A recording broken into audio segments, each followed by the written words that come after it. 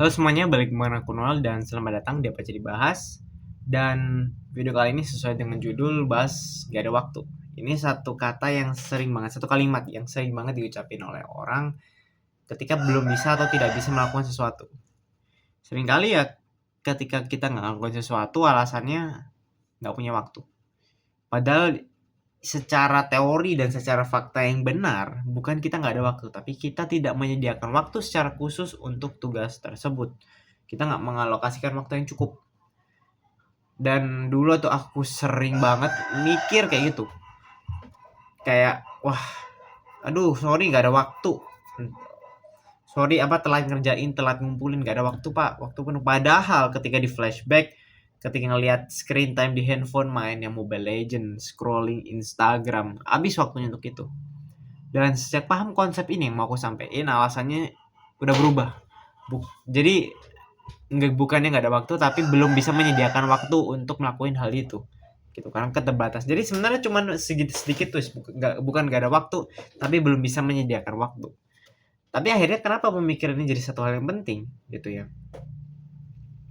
Karena ketika kita paham bahwa ketika kita mau melakukan sesuatu, kita effortnya bukan cuma ketika kita mau melakukan itu, tapi persiapan kita dalam mengalokasikan waktu juga satu hal yang berperan penting, 50% gitu loh. Aku mau ngerjain tugas. Oke, tapi ya udah.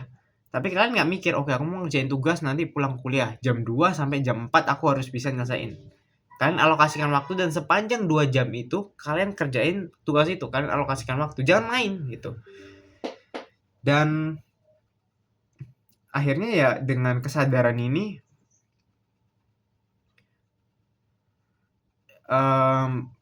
yang ku tahu ya aku akhirnya sebenarnya tidak menyediakan waktu untuk kerjain tugas, untuk ngelakuin ini dan itu.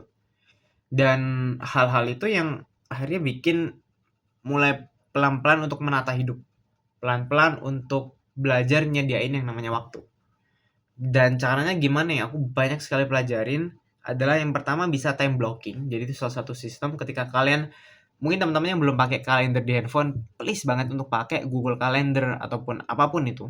Aku rekomendasiin sih Notion Calendar gitu, karena di handphone dan di laptop aku pakai Notion Calendar dengan akun yang sama. Bahkan aku catat script ini pun juga pakai Notion, jadi terintegrasi semua. Jadi time blocking kayak tadi aku bilang, jam 2 sampai jam 4 waktu itu dipakai cuma untuk kerjain tugas. Kalian mau main game, alokasikan waktu untuk main game sejam 2 jam, nggak masalah gitu. Salah satu hal kunci dari Ali Abdaal, salah satu buku yang aku baca juga, yaitu di Feel Good Productivity. Ketika kita ngelakuin sesuatu, lakuin itu sesuatu yang jadi produktif ya. Lakuin sesuatu dengan senang gitu. Ketika kalian terbeban ngelakuin tugas sih susah. Dan salah satu yang aku lumayan ternyata membantu gitu, ketika main Mobile Legends dan menang, itu bikin aku kayak moodnya seneng. Setelah itu aku stop main, aku kerja tugas tuh bisa nyaman, nyantai.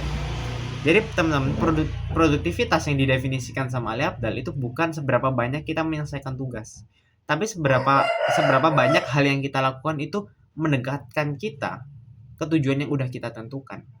Main game apakah bisa mendekatkan kita ke tujuan? Bisa-bisa aja. Selama mainnya itu untuk kita beristirahat, untuk refreshing, itu bisa. Jangan sampai kalian main game malah stres. Makanya sekarang aku hampir nggak main Mobile Legends gitu. Seminggu aja belum tentu main. Kenapa? Kalau kalah stres gitu, kalau ngerank gitu. Aku main Mobile Legends itu ya, biasanya main gold lane, main mid lane, main hero-hero yang damage lah. Itu KDA udah nggak usah ngomong, udah bagus banget, udah carry banget. Ya tapi ketololan tim dan segala macam, sudah gitu kan. Jadi itu stres ya, ini aku udah ngurangin banget untuk main biar nggak stres. Refreshingnya apa? Entah nonton YouTube, sekarang aku lagi nonton drakor lagi. Jadi refreshing, sesuatu yang bikin kita fun, menyiapkan kita untuk bisa mengerjakan tugas. Jadi beristirahat adalah satu hal yang sebenarnya juga produktif. Bermain game bisa produktif, tetapi jangan sampai bermain game lebih diutamakan dibandingkan ngerjain tugas itu. Sebagai untuk refreshing, ketika istirahat ya juga jangan main game gitu loh. Cuci piring teman-teman, itu sebenarnya salah satu hal yang bisa kita lakukan untuk istirahat. Karena dunia kita sekarang digital banget, dan itu yang satu aku alamin dan susah juga untuk lepas dari gadget sebenarnya. Yaitu ngelakuin sesuatu tanpa gadget. Susah banget. Aku cuci piring, nyetrika aja harus nonton ataupun dengerin podcast. Itu salah satu yang aku juga coba untuk pelan-pelan untuk lepas lah gitu. Selain dari time blocking tadi, kita juga bisa bikin to do list. Kalian bisa pakai Google Task. Aplikasi yang sekarang aku malah lagi coba pakai itu sebenarnya Smarter You di aplikasi, tapi aku lebih suka untuk pakai ini, pakai bullet journaling. Seingatku aku udah pernah bikin videonya tentang sistemku gimana caranya aku bikin bullet journaling.